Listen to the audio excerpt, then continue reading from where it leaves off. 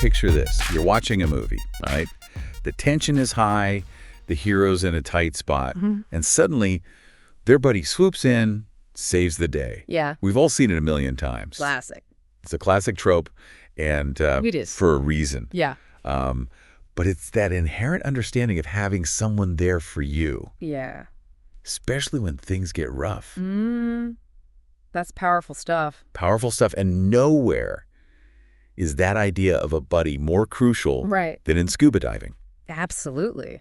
We're talking about venturing into a world where survival depends on careful planning, reliable equipment, and you guessed it, a trusted buddy by your side. Yeah. So in this deep dive, we're going beyond take a buddy, it's safer. Okay. And really unpacking the whys and hows of the scuba diving buddy system. But before we get too deep into it, Okay.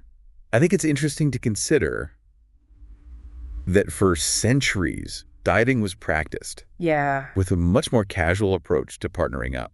It's interesting you say that because it's true. For centuries, diving was practiced with a much more casual approach to partnering up. So how did this whole formalized buddy system come about? Was it a slow evolution, or was it spurred by some key events? I think it was more of a gradual realization, as diving technology advanced, allowing for deeper and longer dives, the potential risks became more and more apparent. Yeah. Imagine, with the old diving methods, you're underwater, something goes wrong with your gear, you're alone, you're unable to signal for help. That's the stuff of nightmares, not a fun dive. Exactly. And I think what happened was the diving community, they began to recognize a pattern in accidents, near misses. Divers without reliable partners were far more vulnerable. Makes sense. And this led to a shift in the culture, a move toward formalized buddy practices. Gotcha. So it wasn't just for air sharing in emergencies. It became like this fundamental approach to diving safety. Exactly. And it makes sense. I mean, having that second set of eyes, someone monitoring your air levels, your gear, even just your well-being. Yeah.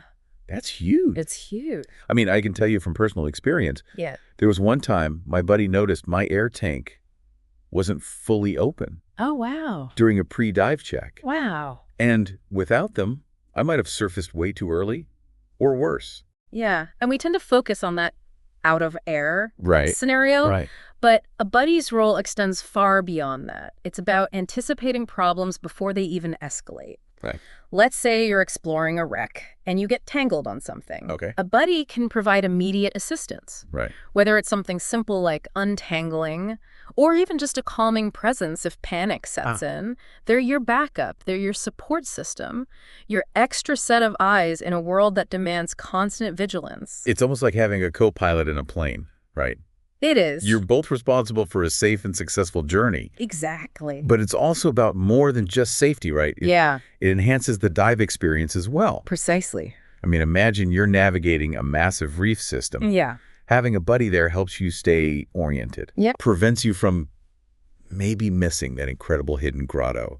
And, well, who else are you going to excitedly recount every single detail to afterward? Exactly. I was just going to say, sharing those did you see that moments, that's half the fun. Oh, it's true. It's true. But let's flip the script for a second. What if you're the one who starts to feel uneasy?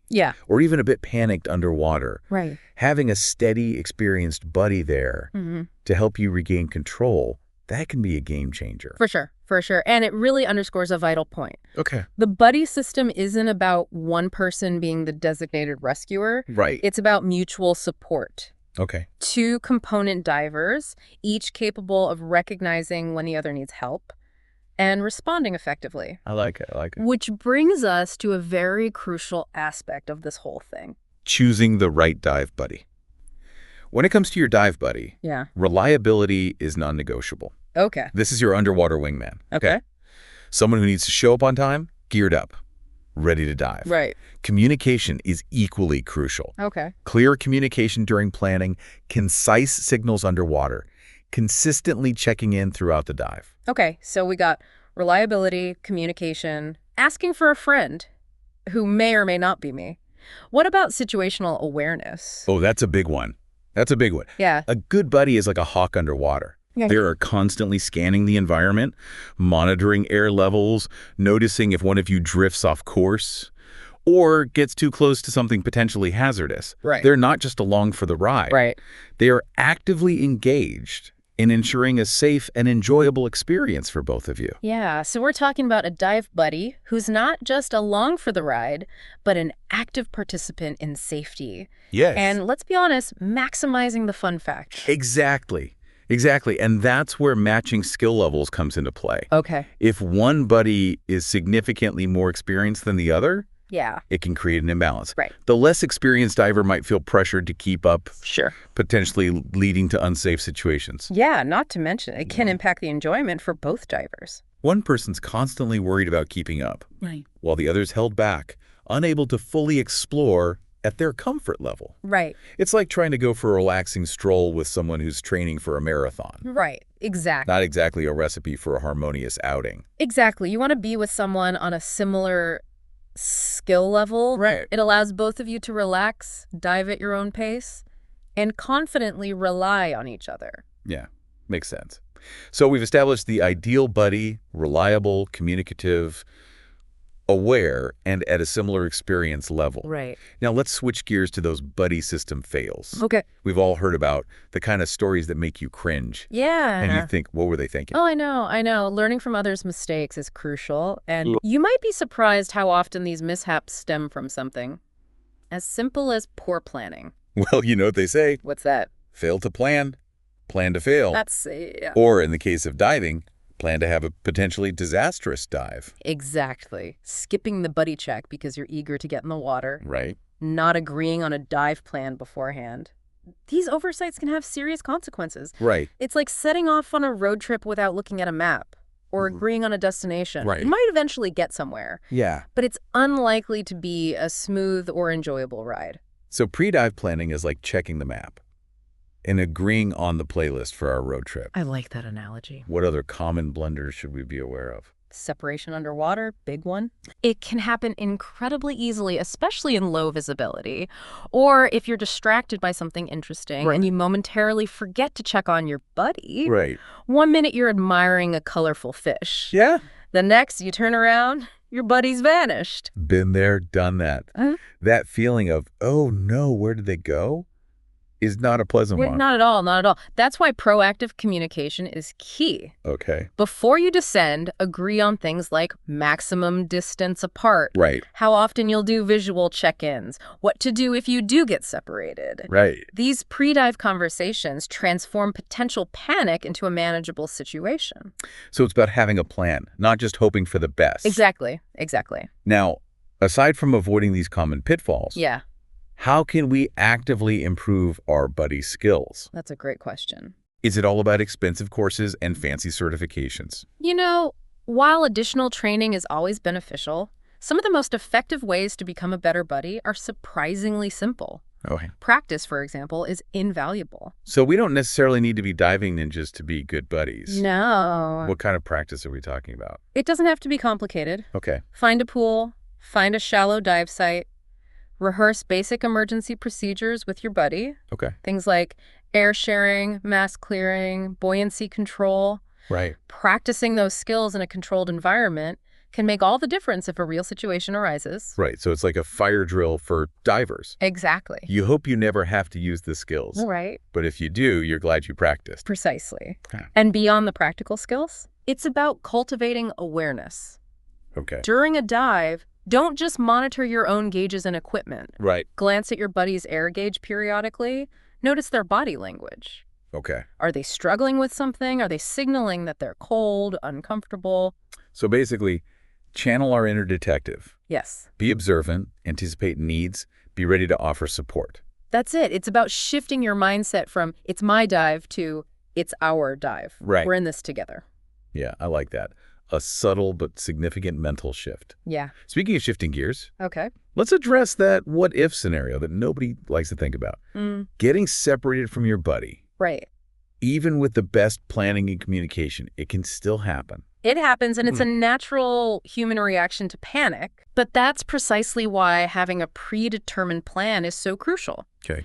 The standard procedure is simple. Stop. Okay. Look around for your buddy for a full minute. Okay. If you still don't see them, ascend slowly to the surface. while continuing to scan the water. It seems counterintuitive to not just frantically search everywhere for your buddy. Right. But I guess the logic is to prevent further disorientation. Right, exactly. A controlled descent is key. Then reunite at the surface, hopefully within a few minutes. Right. And here's the critical part. Yeah. Discuss this procedure with your buddy before entering the water. Gotcha. Don't wait until you're both stressed and potentially low on air to try and figure it out. Just like having a designated meeting spot in case you get separated at a theme park. Exactly. Much less stressful than wandering around aimlessly. Way less stressful. Now, we've been focusing on having a buddy. Right. But what about those of us who don't have a built-in dive partner? Well, that's where the beauty of the diving community comes in. Okay. Local dive shops are fantastic resources. Yeah. They often organize group dives, or they can connect you with other divers who have similar experience levels and interests. Dive clubs are another great option. Absolutely. It's like a built-in social circle. It is. But instead of bonding over book clubs or coffee dates, right, you're sharing your passion for the underwater world. Exactly. And never underestimate the power of the internet these days. Oh, of course not. Online forums, social media groups dedicated to diving. There's so many ways to connect with potential dive buddies these days. Right. The key is to find people who share your diving style and experience level. And maybe a similar sense of humor, because let's be real. Oh, absolutely. Half the fun of diving is recounting those you won't believe the stories afterward. That's the best. So we've covered a lot of ground in this deep dive. The history and evolution of the buddy system, what to look for in a dive partner. It's a lot, yeah. Common mistakes to avoid, practical tips for improving buddy skills, even how to find your tribe in the diving community. It all boils down to this. Okay. The buddy system isn't about restricting your freedom underwater. It's about amplifying it. Because when you know someone has your back, you're free to really relax, explore, and fully experience the wonder and beauty of the underwater world. Dive safe, dive smart, and most importantly, dive together.